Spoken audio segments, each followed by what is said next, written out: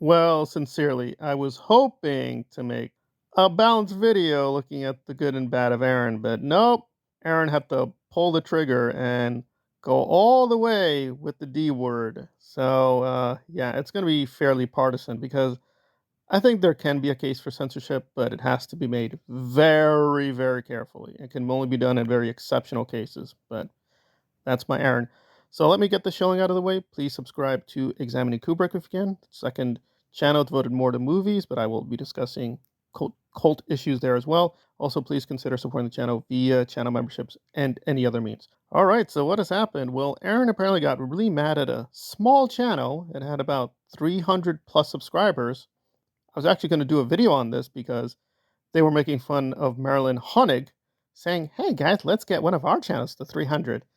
Yeah, let's show them. Let's show them something." But the SPTV Foundation channel got over 300 subscribers. So that was a fun little video. In any case, apparently these fun little videos criticizing Aaron and Nora, Marilyn, and friends was too much. It was just too much, guys. And Aaron had to. He had no choice. He had to do some copyright strikes.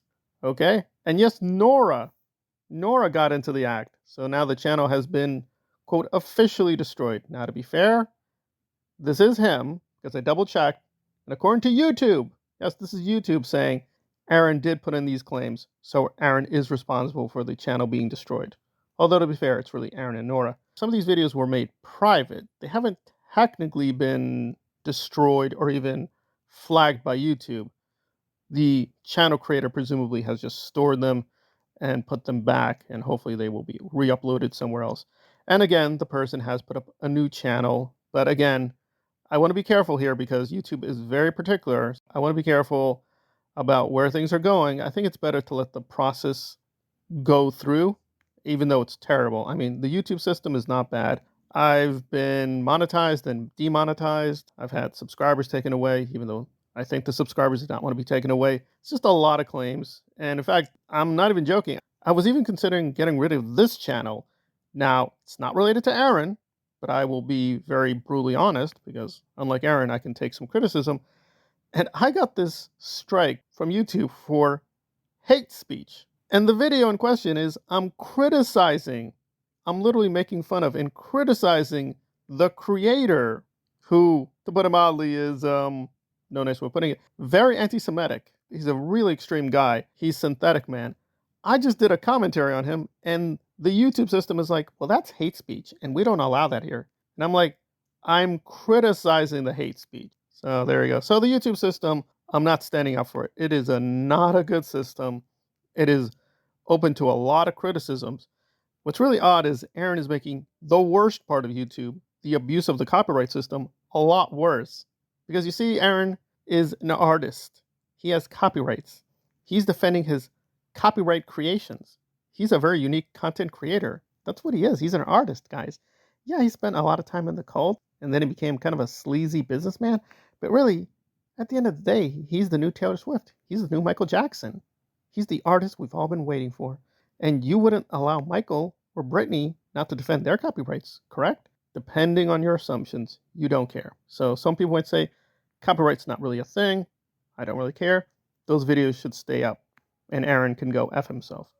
Okay, I agree. I think it depends on the assumptions. And again, copyright, to put it mildly, is a bit of a construct. What is copyright? How do we determine copyright? How do we safeguard it? Does it even really exist? Yeah, these are difficult questions. I mean, for instance, you can Google now, Homer. Homeric poetry is for free. Was Homer not an artist? Are we violating his copyright? Plato, Aristotle, Dante, you go on. So it's like, well, we have Shakespeare for free. Yeah, I know. It's a difficult conversation on copyright. And let's be honest, Aaron doesn't care about copyright. He doesn't care about the artist. He doesn't care about Taylor Swift or Britney or Beyonce. He's not fighting for the black women artists of the universe. He's not fighting, I'm fighting for the beautiful black women. Their copyright needs to be respected, and they need to be compensated. Guy, it's not just me. I'm part of the YouTube communitas, and as a part of this community, I have a responsibility, nay, an obligation, to defend the copyrights. And what about Nora? What about Nora? Is she an artist too? Is she also a poeticist? She's also a beautiful black woman putting out the artwork? This is just getting really bad and silly. But to be a little bit more serious in the commentary, in terms of like, why are you calling Aaron a cult? Oh my God, he's fighting the cult. Oh my God, all he does is fight cults. Oh my God, he's such a beautiful man. Oh my God, he's so beautiful. He's saving everyone. No, no, no. Now again, I have my issues with this model, but according to the Hassan model, the bite model, and again, I have my criticisms of it and criticism of Hassan. He's not the jolly innocent person he pretends to be. However, the bite model, as a part of it, to explain very clearly what a cult does, one of the key aspects is controlling information. The eye and the bite. This matches it almost exactly. That you're discouraging people from seeking alternative sources of information, and you're going further. You're literally denying the source of information because now the channel is gone. If you wanted this information, can't get it. Now, it has gotten some traction. There are Reddit posts about these videos. I've seen most of these videos. So from my own memory, I can even go back to the clips and with commentary, even highlight what Aaron was trying to censor. And again, overall, for the most part, I had no issue with the videos. They were not extremely partisan. They were just quoting him, clipping him, and obviously mocking him and his lying and hypocrisy. If he had an issue with the content and thought it was doing slander, he has a lawyer. Aaron is not super rich, but he has money. If those videos were slanderous or defamatory or putting out lies, he could challenge that. He could challenge that in a court of law. He didn't do that though. He just said, YouTube, they're violating my copyright. I'm a beautiful black woman. What about my artwork? What about my copyright? Think of Taylor Swift. Think about me. That's just really pathetic.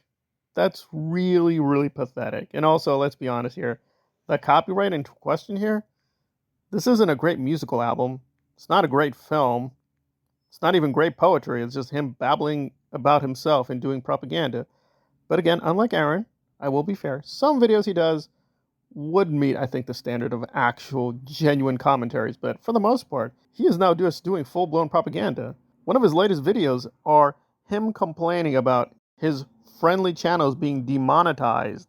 That's his, quote, great commentary. Is, guys, YouTube is being very unfair. My friends are being demonetized. Why, YouTube? I don't understand. They're content creators.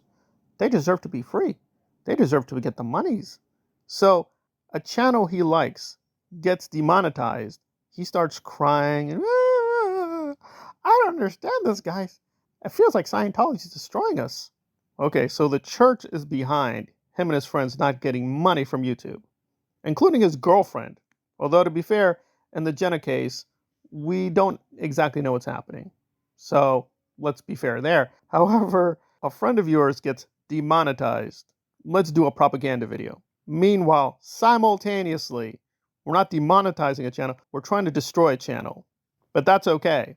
And it's okay to use YouTube to do that, by the way. Aaron is closer and closer getting to the Austrian painter model. Not saying that polemically. I'm literally saying that he is getting very close to the outright Church of Scientology model, according to the bite model. It is very alarming. Now, again I want to be clear. He's not as evil as David Miscavige. He's still much less evil. But if you're getting close to being half as evil as David Miscavige, you really need to check yourself. You really do. So it's just a really terrible day. Because again, there can be a case for censorship, but it has to be in extreme circumstances. It has to be done very carefully. This is just being cynical. Somebody's telling the truth, getting out factual information about you, and you're getting angry and want to get rid of the information. Okay, well, if you're devoted to dictatorship, that would make sense. Is that what Aaron is dedicated to? How would that be cohering with his alleged anti-Scientology activism? But then, is he anti-Scientology activist? Well, that's actually a big question mark.